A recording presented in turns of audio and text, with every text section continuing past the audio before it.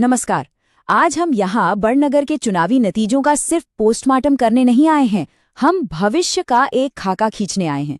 ये जो आंकड़े हैं ना, ये महज हार जीत के नंबर नहीं हैं। नहीं, ये तो बड़नगर के लोगों की उम्मीदों, उनकी नाराजगी और उनके सपनों का आईना है। तो चलिए साथ मिलकर इन आंकड़ों की गहराई में उतरते हैं और बड़नगर की सियासी जमीन को समझते हैं। ये है बड़नगर, मध्य प्रदेश के मालवा का दिल। एक ऐसा इलाका जहां आज भी सियासत की जड़ें सीधे खेतों की मिट्टी से जुड़ी हुई हैं।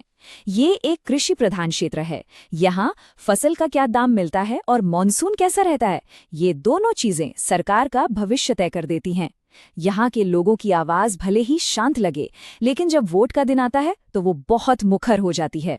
और उनकी इसी मुखरता का सबूत है ये आंकड़ा, 84% से भी ज्यादा का मतदान। जरा सोचिए, ये सिर्फ एक नंबर नहीं है, ये इस बात का साफ संकेत है कि जब लोगों के रोजमर्रा के मुद्दे, उनकी जिंदगी दांव पर लगी हों, तो वो चुप नहीं बैठते। इतना भारी मतदान पहले से ही एक गहरे मंथन और एक बड़े बदलाव की तरफ इशारा कर रहा था।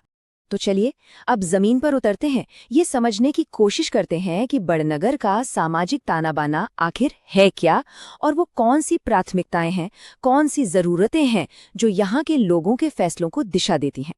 इस तस्वीर को जरा ध्यान से देखिए। ये बड़नगर का सामाजिक गणित है। यहाँ करीब 22% आबादी अनुसूचित जाति की है और लगभग 6% अनुसूचित जनजाति की। बाकी जो 72% है, उनमें एक बहुत बड़ा हिस्सा अन्य पिछड़ा वर्ग यानी ओबीसी और दूसरे समुदायों का है। अब जाहिर है, किसी भी राजनीतिक दल के लिए जीत का फॉर्मूला इन सभी समुदायों का विश्वास एक साथ जीतने में ही छिपा है। और इन समुदायों की सबसे बड़ी चिंताएं क्या हैं? सबसे पहले कृषि संकट।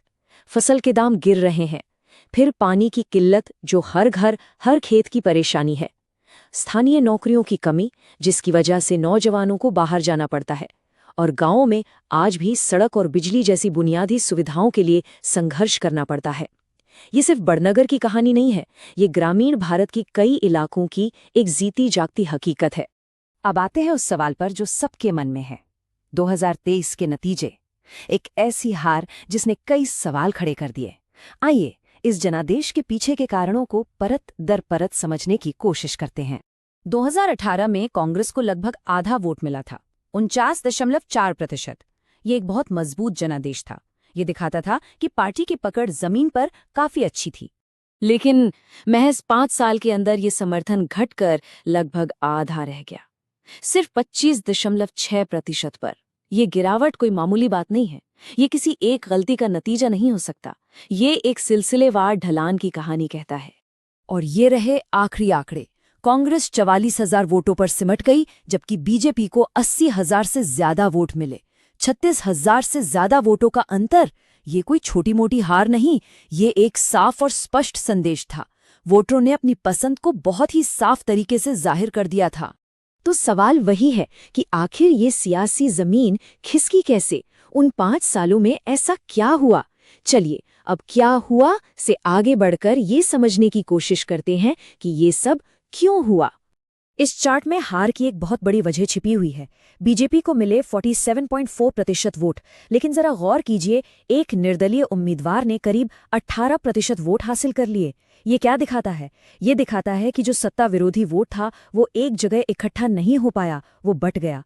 और वोटों का ये बंटवारा विपक्ष की रणनीति की एक क्लासिक विफलता मानी जाती है। अब इस पूरी तस्वीर को थोड़ा और बड़ा करके देखते हैं।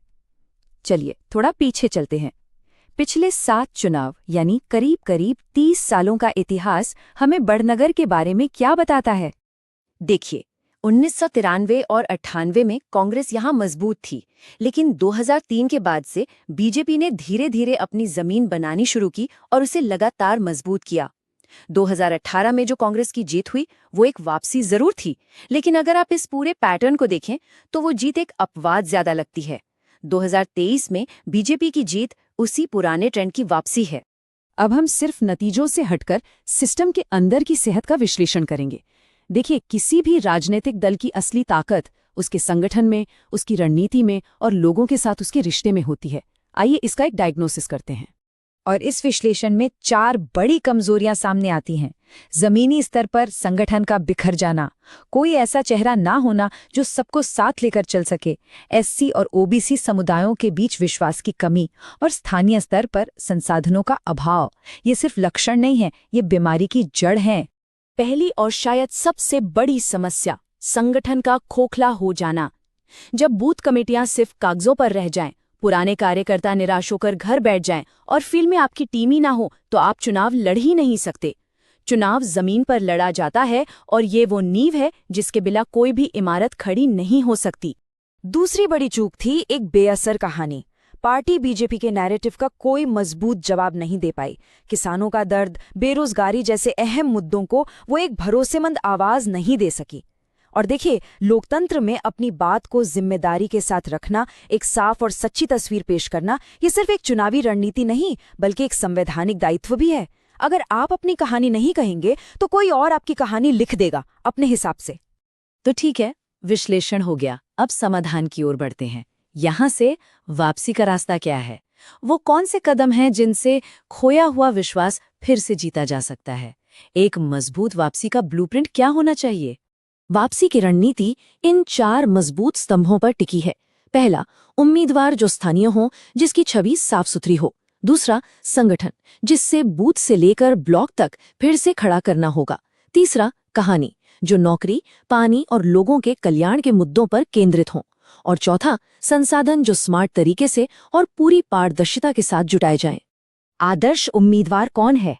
कोई बाहरी या बड़ा नाम नहीं, बल्कि वो जो बड़नगर की मिट्टी से जुड़ा हो, जिसे मालवी बोली की समझ हो, जो किसानों का दर्द समझता हो और जिसकी सेवा की एक पहचान हो। ऐसे मुश्किल समय में विश्वसनीयता ही सबसे बड़ी पूंजी होती है। अब इस रणनीति को एक एक्शन प्लान में बदलते हैं। सिर्फ बातें नहीं, अगले 90 दिन में क्या और कैसे किया जा सकता है, इसका एक व्यवहारिक रोड मैप देखते हैं। ये 90 दिनों का एक अनुशासित कार्यक्रम है। पहले महीने में टीम बनाना और जमीनी सर्वे पूरा करना। 60 दिन पहले अभियान की सार्वजनिक शुरुआत करना। 45 दिन पहले घर घर जाकर संपर्क तेज करना। और आखिरी महीने में उन बूथों पर ध्यान केंद्रित करना जहां मुकाबला करीबी हो। ये एक प्रक्रिया है, कोई चमत्कार नहीं। और आज के दौर में अभियान को आधुनिक बनाना भी उतना ही जरूरी है। व्हाट्सएप ग्रुप्स, स्थानीय भाषा में वीडियोस और सोशल मीडिया के जरिए सीधी पहुंच बनानी होगी। लेकिन यहाँ एक बात हमेशा याद रखनी होगी, तकनीक एक औजार है लोगों से रिश्ता बनाने का। उनका भरोसा जीतने के लिए उनकी निजता का सम्मान करना सर्वोपरि है। भारत का कानून भी लोगों की सहमति को सबसे ऊपर रखता है। उनका विश्वास ही आपकी सबसे बड़ी संपत्ति है। अंत में बस एक बात, हार से जीत का रास्ता वादों से नहीं बनता, ये विश्वास से बनता है।